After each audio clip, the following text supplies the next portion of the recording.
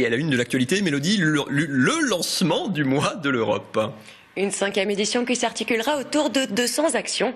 Elle permettra aux Alsaciens de mieux connaître les valeurs, les symboles, les cultures et les projets européens. Entre conférences, expositions, actions dans les établissements scolaires, l'Europe s'invite dans le quotidien de la région. Chaque année, des milliers de personnes se réunissent autour de cet événement. Qui dit mois de l'Europe ne dit pas seulement politique, mais aussi sport, culture et linguistique. Réaction recueillie lors du lancement ce matin. En 3 mots, c'est réconcilier, expliquer, promouvoir. C'est donc réconcilier les Alsaciens avec l'Europe. Expliquer, c'est le 2e mot. Expliquer parce que, évidemment, il y a toujours besoin de raconter ce que fait l'Europe, comment elle le fait, pour qui elle le fait. C'est expliquer à ceux qui ont envie d'entendre, à ceux qui ont besoin, et puis promouvoir parce que c'est l'idée que finalement tout cela n'appartient pas que aux spécialistes, n'appartient pas que aux élus, aux associations qui s'engagent pour l'Europe, ça appartient à tout le monde. On est à Strasbourg, capitale de l'Europe. On est situé à l'ouest et j'ai l'impression que on parle toujours de l'ouest, on parle toujours de l'Allemagne, de la France, de l'Espagne, de l'Italie. On entend très peu parler de la Transnistrie, de la Roumanie, de la Bosnie et de tous ces pays qui sont constitutifs de l'Europe. Je crois qu'il y a un déficit d'attention, un déficit d'image aussi, et donc on trouvait ça dommage de se concentrer sur une partie de l'Europe uniquement parce que l'Europe elle est plurielle et elle est plus grande que 5 ou 6 pays à l'ouest. Face aux chiffres du chômage, la mobilité transfrontalière peut être une solution. La région Alsace finance des formations outre-Rhin. Formation professionnelle pour adultes d'une durée de 5 mois préalable. Les candidats alsaciens partent ensuite en Allemagne intégrer le projet Wegebau. Ce projet permet d'accéder à l'emploi durable via une formation adaptée. Apprentis salariés pendant 2 ans dans l'entreprise, les candidats obtiennent ensuite un CDI. L'Alsace et l'Allemagne ont fêté aujourd'hui le 100e embauche transfrontalière à l'usine Schott. Réaction recueillie sur place par Émilie Jaffrat. J'ai eu des moments difficiles, une période de chômage qui était assez longue. On parle d'1 an et demi. Après différentes candidatures, aussi bien spontanées que répondues aux annonces, je me suis entendu dire que j'étais trop vieux déjà. Donc ça m'a un petit peu choqué, je dirais, par rapport à mes compétences. Et du coup, j'ai eu connaissance de cette formation franco-allemande-là. Puis là, j'ai rien entendu. On m'a pas dit que j'étais trop vieux ou quoi que ce soit. Donc j'ai répondu aux critères je pense, de sélection. Wir haben schon eine lange Tradition mit elsässischen Mitarbeitern.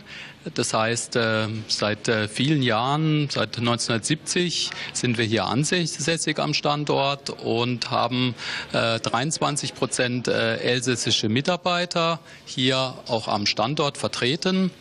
Davon 16% weibliche Mitarbeiter und entsprechend 7% männliche Mitarbeiter und haben sehr gute Erfahrungen gemacht und wollen dies auch weiterhin in Zukunft betreiben.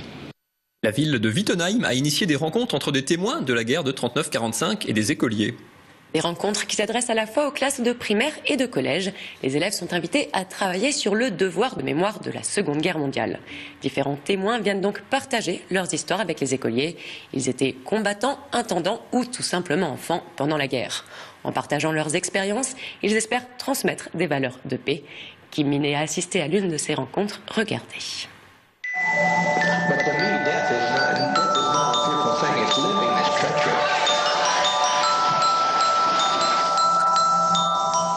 L'intervention des jeunes, ça m'intéresse. Premièrement, parce que eux, ils veulent savoir la vérité. Et en même temps, pour eux, c'est une histoire qu'ils ont vécue avec des personnes qui sont des anciens. Ils ont de la chance, d'ailleurs, de me rencontrer et en même temps leur dire ce qu'il en est. Et il y a la souffrance, la première des choses, d'un être humain, que ce soit au front, que ce soit dans le civil. Et c'est pour cela que les jeunes m'intéressent beaucoup vis-à-vis de nos histoires d'anciens combattants. Avant, je connaissais pas beaucoup, je connaissais peu de la Deuxième Guerre mondiale. Je connaissais que les camps de concentration, Hitler et compagnie, les nazis. Et là, je connaissais pas la vie de ceux qui ont vécu la guerre. Je connaissais pas. J'étais triste pour eux quand ils m'ont raconté leur enfance. J'étais très triste et surtout j'étais joyeuse quand ils nous ont dit « Je n'ai pas envie que vous viviez la même chose que nous. J'espère que le monde meilleur s'installera. » Les témoins sont venus en classe. Les témoins ont pu raconter leur histoire aux enfants. En amont, on avait travaillé sur la Deuxième Guerre pour que les enfants comprennent un petit peu le contexte dans lequel ils recevaient ces personnes. Et ils ont pu leur poser des questions. Ils ont été à l'écoute, ils ont été intéressés.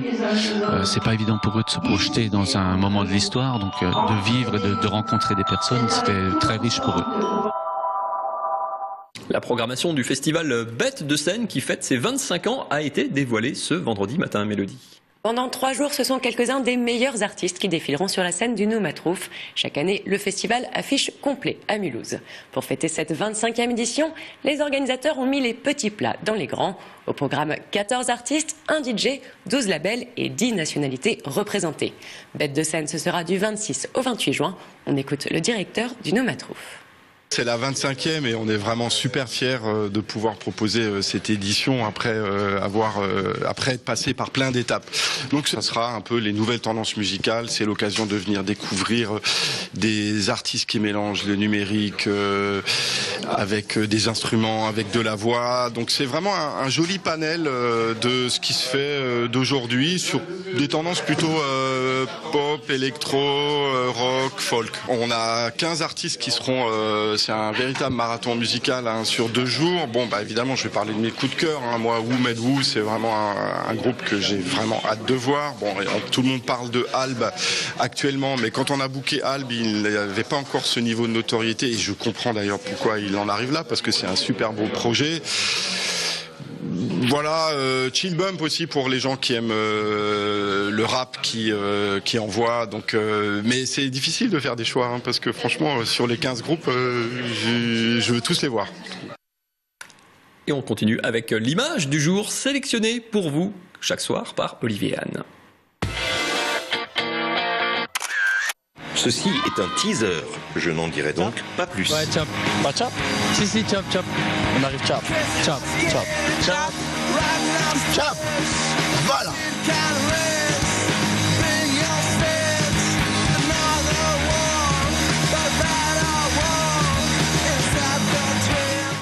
La météo, Nicolas Haussmann, c'est pas brillant pour ce week-end, je ne vous cache rien. Embarquez pour une croisière dans la vallée du Rhin romantique. Profitez sans plus attendre de nos offres spéciales sur www.croisieurope.com ou dans votre agence de voyage habituelle.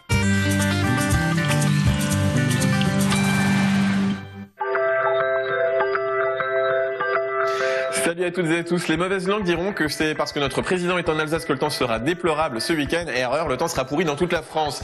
Alors nous aurons des nuages du côté alsacien comme du côté allemand, également dans le nord de la Suisse. C'est pas fameux pour un samedi matin. Les températures en revanche auront tendance à remonter par rapport aux jours précédents, avec une valeur maximale de 16 degrés de Colmar jusqu'à Lauterbourg. Comptez 15 degrés à Saverne mais également à Saint-Louis. 12 degrés sont attendus à Bâle, 11 degrés la valeur la plus faible pour Fribourg, 14 degrés à Baden-Baden et à Karlsruhe. L'après-midi, eh bien rien ne va plus puisque la pluie tombera et tombera bien où que vous soyez. Les températures, elles sont plutôt stables par rapport au matin avec une valeur maximale de 18 degrés pour Colmar, Strasbourg et Fribourg. Comptez 17 degrés à Saint-Louis, Lauterbourg, Baden-Baden et Karlsruhe. 16 degrés sont attendus à Saverne, mais également dans le nord de la Suisse, à Bâle. Les prévisions pour cette journée de dimanche, eh bien, nous devrions avoir quelques éclaircies du côté alsacien puisque en Allemagne ou en Suisse, le ciel sera bien plus nuageux. Des températures comprises entre 18 et 21 degrés. 21 qui sera la plus haute dans le Bas-Rhin, 18 la plus basse dans le nord de la Suisse. Pour finir, nous embrassons les marques ce samedi 25 avril. Le soleil s'élèvera à 6h20 pour se coucher à 20h34. Je vous retrouve demain pour la météo. Je vous souhaite un excellent moment en notre compagnie sur Alsace 20.